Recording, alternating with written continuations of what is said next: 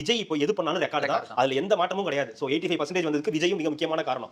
அத தாண்டி 8% தாண்டாலே நாம் தமிழர் தூக்கி போட்டு மிதிக்கும். அதுக்கப்புறம் 8% தாண்டா தேமுதிக ரெக்கார்டு வந்து உடையும். 10% தொட்டா டபுள் டிஜிட்ல தொட்டுரும். 15, 20 எல்லாம் போயிடுச்சுன்னா அடுத்த ரேஞ்சுக்கு வந்துரும். 25 தாண்டிடுச்சுனாலே ஏதோ ஒரு கட்சிக்கு ஆபத்து. திமுகவோ, அதிமுக ஏதோ ஒரு கட்சிக்கு ஆபத்து. 30 தாண்டிடுச்சுன்னா இவங்களால எதையுமே டிசைட் பண்ண முடியாது. அப்படின்ற இடத்துல தான் இப்ப டிவிக்கு இருக்கு. எனக்கு என்ன பெர்சனலா எனக்கு தோன்றது என்னன்னா, பெரிய ஸ்வீப் இந்த தடவை வந்து தாவேக்கா தான் எடுக்கும்ன்றது தான். ஸ்வீப்பே ஸ்வீப் பண்ணுன்றேன் நான். ஸ்வீப்னா நீங்க ஆட்சியை பிடிச்சிரும். ஆமா. தனியாவே ஆட்சி நான் சொல்றேன். எனக்கு அதுக்கு முன்னாடி வரைக்கும் எனக்கு சத்தியமா நம்பிக்கை இல்ல. அதாவது எதிர்க்கட்சியா வந்துருமா? ஒரு 20% வாங்கிருவாங்கன்றது தெரியும். பட் என்ன சீட்டா நம்மளுக்கு கன்வெர்ட் ஆகும்ன்றது நமக்கு தெரியாது. அது போக போக தான் தெரியும். பட் அந்த கடைசி நாள் ஸ்பீச்சுக்கு அப்புறம் டோட்டலாவே எல்லாரோட மைண்ட் செட் மாறிச்சு. நமக்கும் அந்த ஒரு மைண்ட் செட் வந்து மாறிடுச்சு. சரி ஓகே. ஒரு பிரதான எதிர்க்கட்சியாவது வந்து வந்துரணும். ஒரு 10, 20 சீட் வரைக்கும் ஜெயிச்சு ஒரு எதிர்க்கட்சியா வந்துரணும். பட் ஆனா அன்னைக்கு நடந்த அந்த நிகழ்வு ஏன்னா நான் லைவா எக்ஸ்பீரியன்ஸ் பண்ணிருக்கேன். அந்த வீடியோ கூட நான் எடுத்து வச்சிருக்கேன். ஒரு மாதிரி அது கொண்டாடிட்டு திருவிழா கோலமா எல்லாருமே போக ஆரம்பிச்சிட்டாங்கன்னா, இது எல்லாமே ஒரே ஒரு வெளிப்பாடு மட்டும் தான். எந்த ஒரு எலக்ஷன் இந்த மாதிரி நடந்ததே கிடையாது.